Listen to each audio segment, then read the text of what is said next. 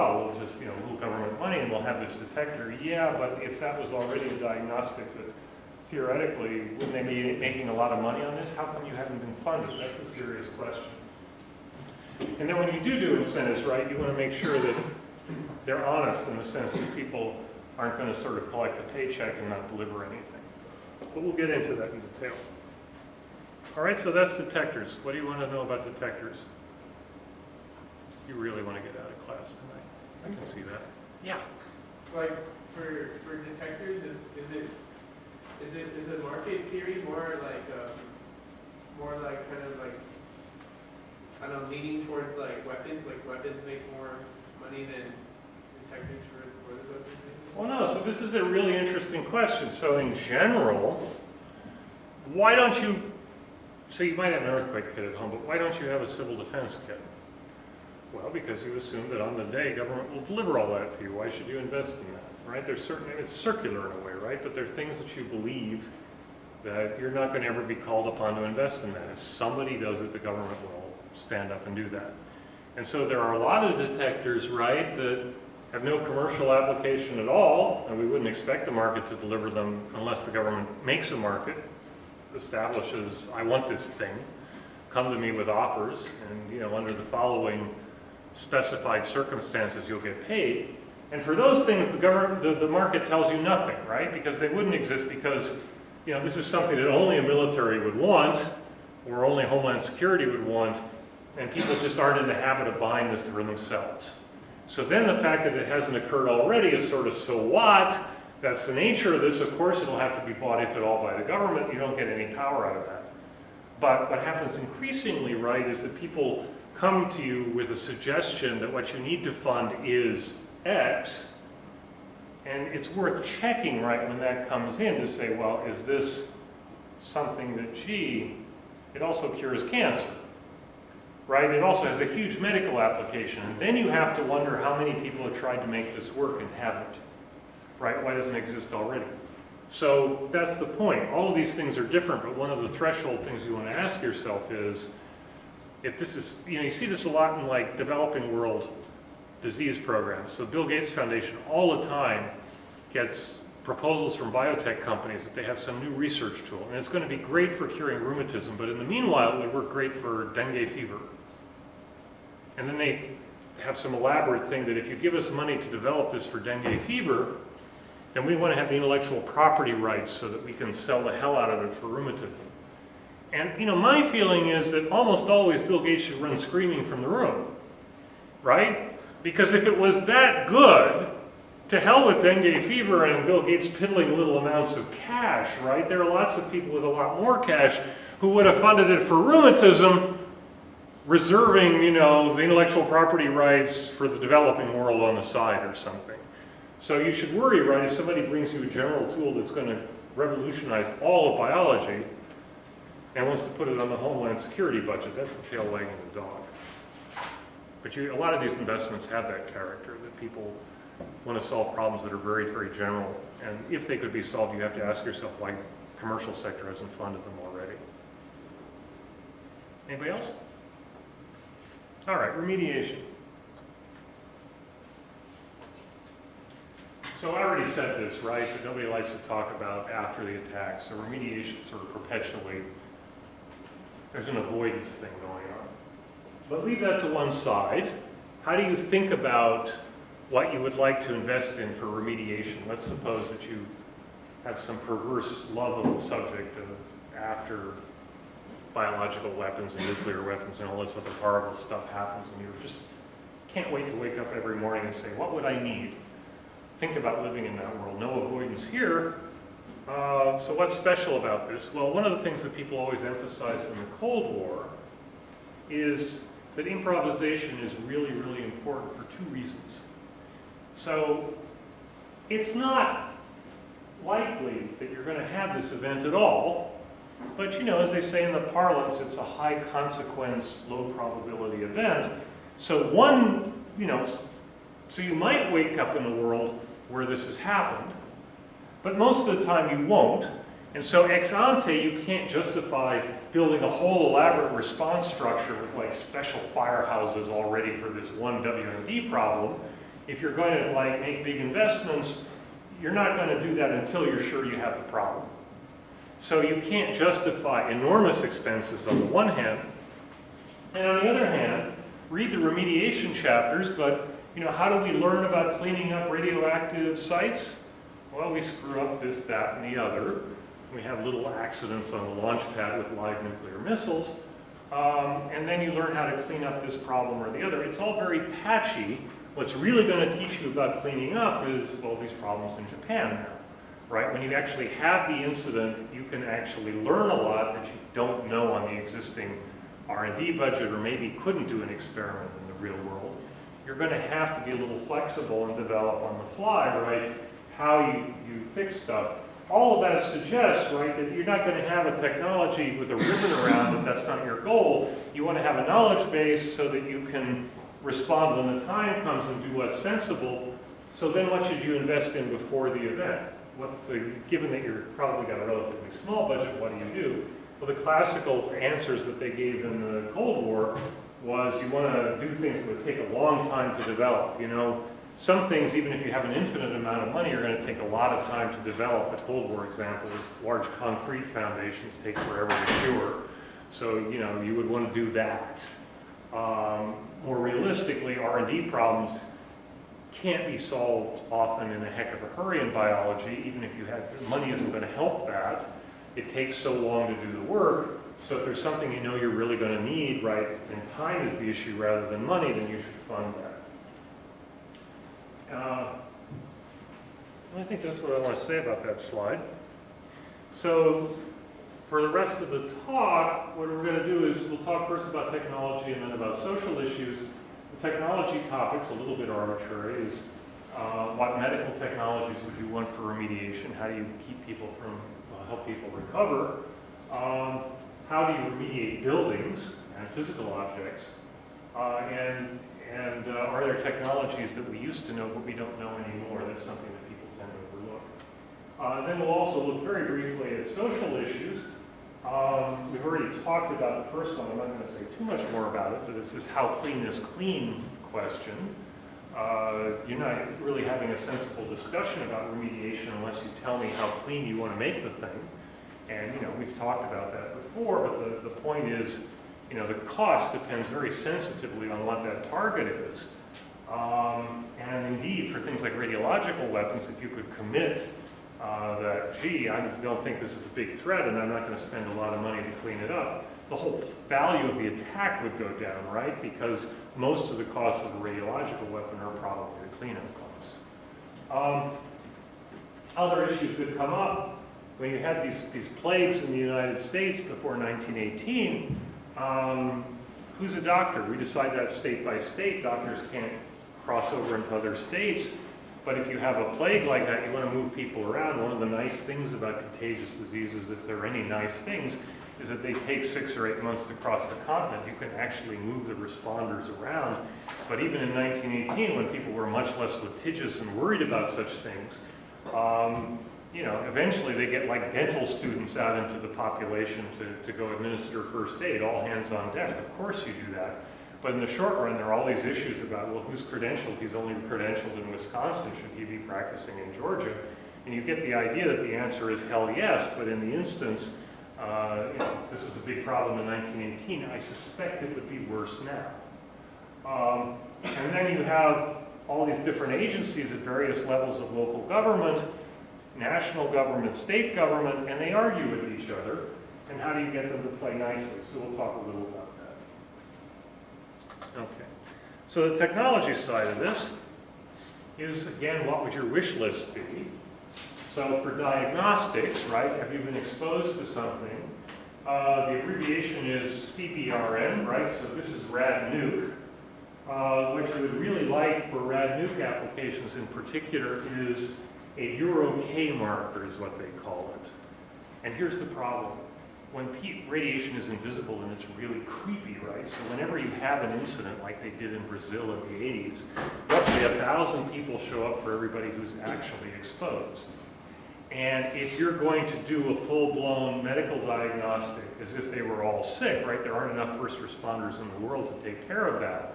And so if you want to have any kind of treatment regime, you have to figure out who's really been exposed. And then there's a politically less correct term, I don't know why it's politically less correct, called worried well. But if you go work for the lab, they don't want you to use that worried well description, because somehow that disses the concerns of the citizens who believe they may have been exposed to radiological materials.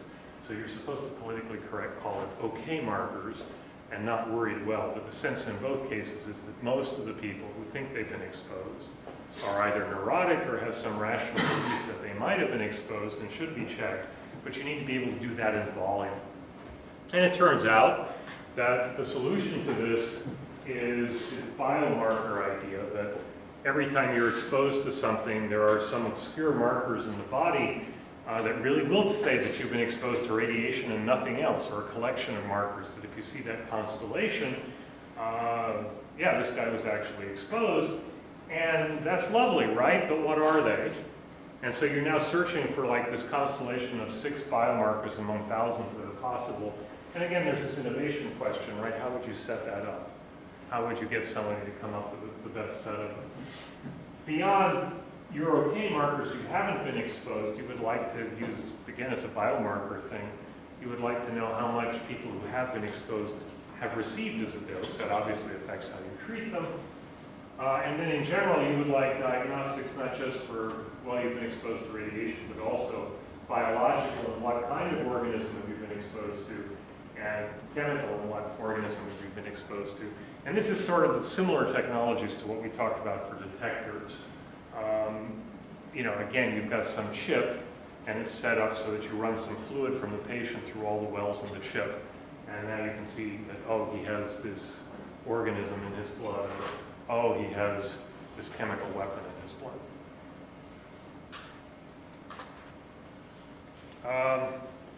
So that's diagnostics.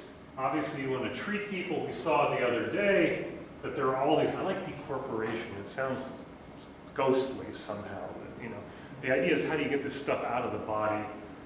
So you would like better technologies for decontaminating the outside of people and getting this stuff out of people's bodies, the rad nuke world. You would like to have drugs that help you tolerate radiation. That actually has commercial applications because you have a lot of people undergoing radiation treatments. And so you can, on the one hand, learn a lot about what works, and on the other hand, you can maybe piggyback off the existing commercial funds for this.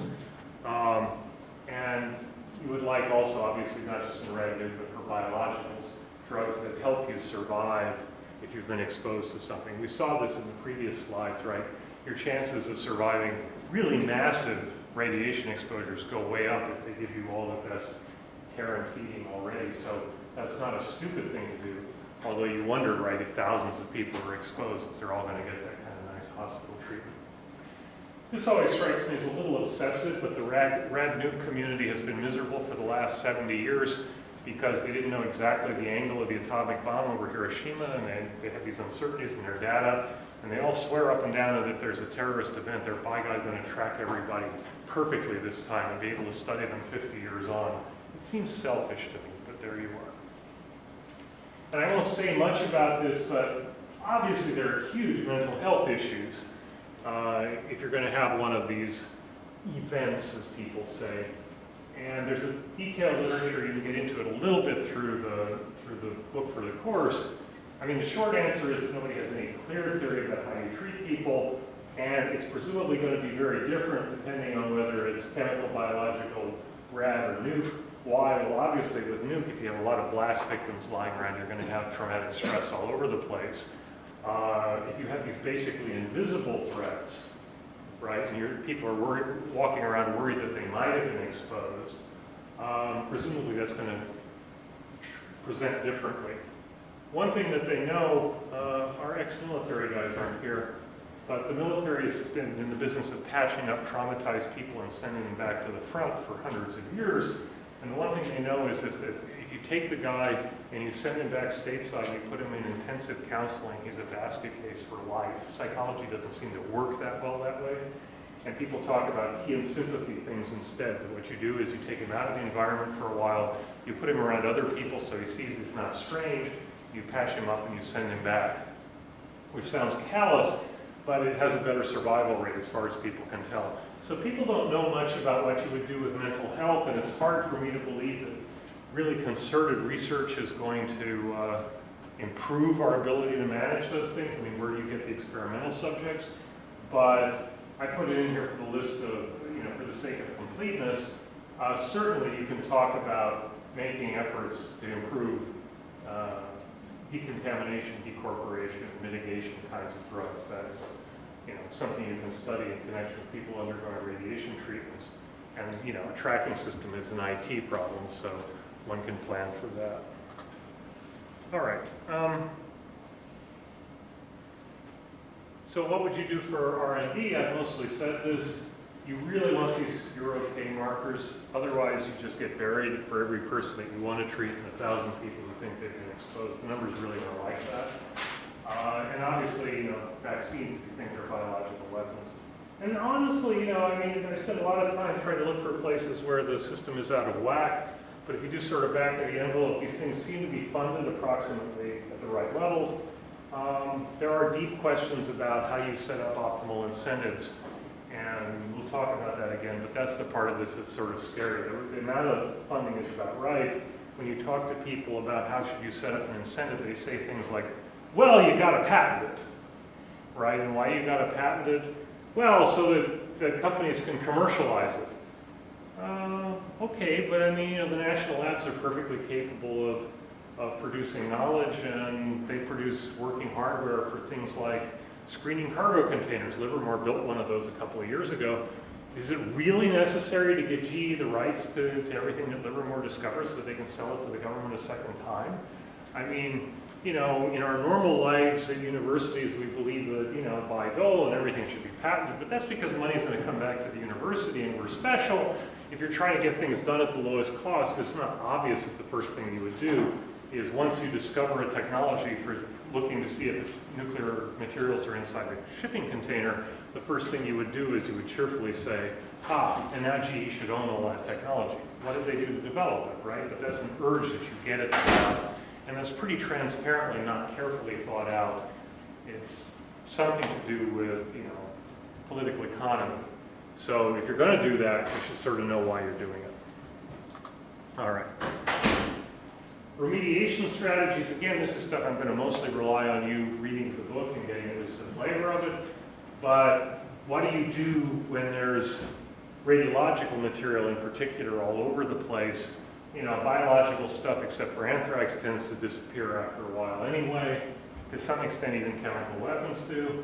But radiation can last a long time. What do you do? Well, it turns out that the lesson that people get is that you should fix the stuff in place, because the longer it's in the environment, the more it goes through all sorts of weird circuitous pathways, and you don't know where it is, and it keeps cropping up at 10-year intervals in strange places.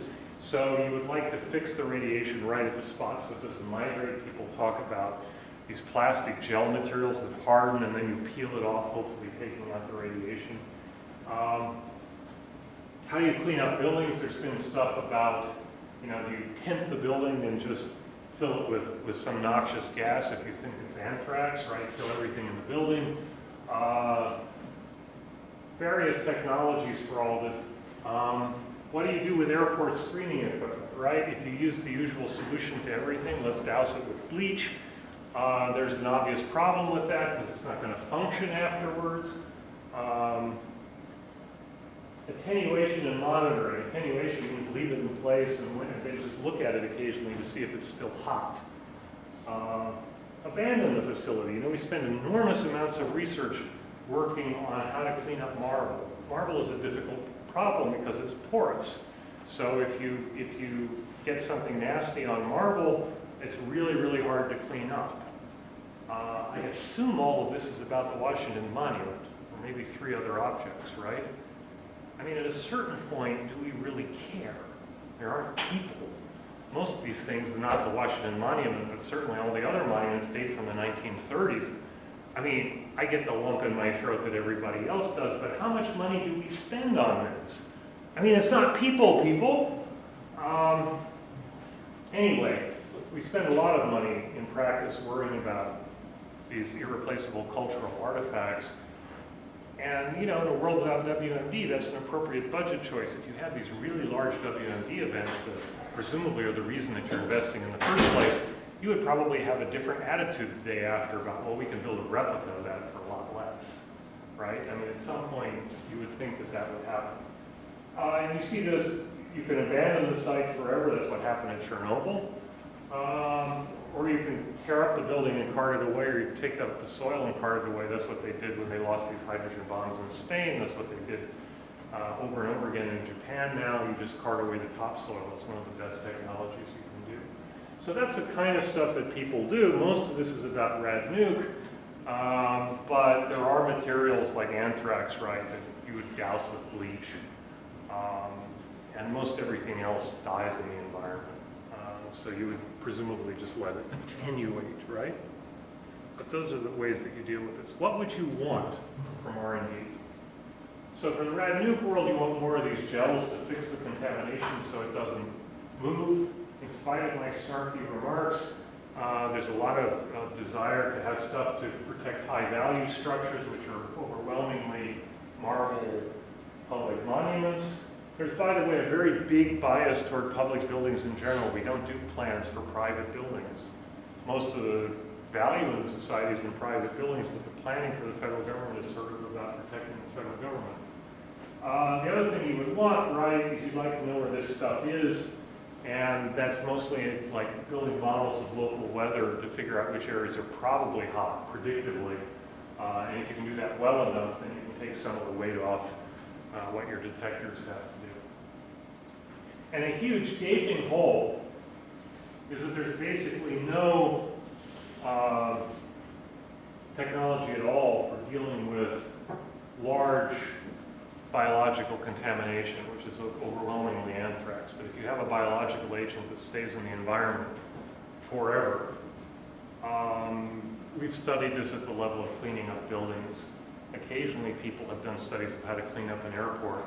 There aren't studies or consideration or anything else about what you would do if you spread anthrax over a really large area. And one of the issues is, right, that you want to, it's not enough to detect that there's anthrax DNA in the area. You want to know when it's alive and when it isn't. And as I said, our detectors don't do that very well. All right.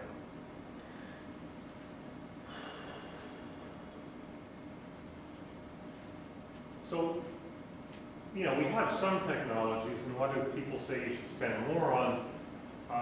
Well, you should have stockpiles of drugs, you should have Geiger counters, real simple technology that, you can, during the Cold War, it's like the handiest thing if you're sitting in your basement, right, is you want to know if it's hot outside. And they just made it policy, right, that everybody should go buy a Geiger counter. You can build them for 20, 30 bucks a throw. Really useful thing. Turns out that you need specialized labs if you're in the business of seeing whether you're looking for a particular organism. Government has started to build networks of labs that are capable of doing those tests. And if you really believe that there's going to be something like WMD scale casualties, the first thing that's going to happen is you're going to kill a lot of the public health people. So you want to make sure that the ones who are still alive know the other guy's job. So they suggest doing that. All right. This kind of, I don't know, maybe I'm sentimental, but I think one of the things that we forget is that, you've had WMD-like things in the historic past, and you had technologies that were evolved at that time, and we mostly don't talk about them at all. So when you bombed German cities, or when you had these plagues all across the United States, you learned stuff that I think we forget, right? Because we keep talking about, gee, there won't be enough ventilators to put all the people on if there's a nuclear weapon. Well, yeah, that's right. Or if there's an epidemic, you're going to degrade to some lower level of healthcare. And what do you know about these events that challenge the whole system? And sort of three obvious examples that come to mind that are in the book is that, when you get past sort of putting you in a state-of-the-art hospital and you're, by golly, going to get all the stuff and no Sarah Palin death panels, right? You're going to get the best possible treatment. Well, if that becomes physically infeasible, what do? You want to do really simple nursing kinds of stuff, keeping people hydrated, not really complicated skills, but it goes a long way toward what is possible, even in the best hospitals, you want to make sure that that's around. And people are very reluctant to do manuals for how you take care of people in the event of a WMD attack, because it makes you admit that, gee, you might not have all these resources, or you might not have the best, doctors. You might have to make do with dental students, like in 1918. People don't talk about what you would do in those circumstances where the system was really, really stressed, and that means you have to make it up in the event if there is an event. And that's presumably not the way to do business. Among other things, right, if you have a standard for how to deal with this that's realistic, and it's invented ahead of time, then people are a lot less paranoid afterwards that, gee, how come you're just giving me these very basic kinds of care? Yeah. Is that fundamentally different than the duct taping your windows?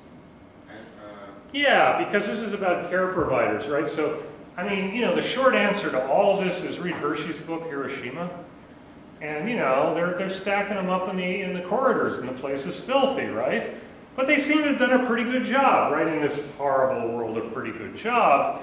The healthcare professionals are giving this very simple kind of healthcare, but the ability to do some versus none is enormously valuable in who survives. So if you're saying duct tape your windows, this is me with my usual rant, right, that you should protect yourself. This is like you're already stacked up in the corridor. You're not going to help yourself, but what can the 5 guys who are left do for you, right? And having standards about what you do in that circumstance, really low-tech barefoot medicine, right? It would be nice to have that discussion explicitly in advance. How do you do that? Instead of the alternative is, we're going to triage that, right, if this happens. But it'll be people making it up as they go along. And to some extent, right, you learn in that environment, and maybe they'll know more about the problem than we can ever know ex ante. But you have this idea, right, that you could get committees to focus on what's the thing you should do when you have basically no resources, and the system is overwhelmed, and it's going to stay overwhelmed for 24 hours or 48 hours or whatever it takes for the rest of the country to rush back in with this sort of American standard of medicine. What do you do in that interval where it's not the American standard of medicine? What kinds of things are possible, and what things should you do before others? It's a conversation we don't have for this usual reason, right? That we don't want to believe that you'll ever be in a world where you have Sarah Palin death panels. Well, heck, in our world, you're triaging. We don't spend infinite amounts of money on people. And in that world, right, however briefly, you're going to have very tight resource constraints, and we should know what you would do with a very tight budget. But we don't do that. Right, that seems like a bad idea. One of the things that the Germans did, okay, I don't believe there's the nuclear weapon planning is all that intelligent, but if you worried about it, one of the things the Germans did with fires was that they set up fire hose corridors while these places are on fire, and they taught people to come out through the corridors of water sprayed in the air. And that turns out to save a lot of people. That requires the civilians to know this plan and the fire departments to practice it. We don't do either of those things. And I suspect, actually, I've never met a fireman who had heard of this. But it was completely day at the office for fire departments in Germany and Japan in the Second World War. We've lost that knowledge. That's alarming. And then something the Germans learned in spades is in the first 24 hours you can't get any equipment into a place that's been bombed flat, and they actually ended up organizing people on bicycles to keep communication and get people into areas, because otherwise they're clogged with rubble. Again, this is sort of an unreasonable kind of WMD model. It's an atomic bomb model, but we have politicians who profess, right, to worry about the atomic bomb threat, and if you're going to say those words in that order, then you should have sensible policy options. And, these are things that, can you imagine DHS stockpiling bicycles? I mean, maybe they shouldn't, right? But there's the idea that they would be laughed out of town, and that's the one illegitimate response to this. If that's what you need, that's what you need, right? If you want to have detailed manuals on how to hydrate people and have it so it can be done by pharmacists instead of medical doctors, well, if that's what you decide you would need in these straitened circumstances, then that shouldn't be off the table, because people will laugh at you or say that this is a Sarah Palin death panel. That's crackers. So, if you want to think about these projects seriously, right, you would get into these discussions.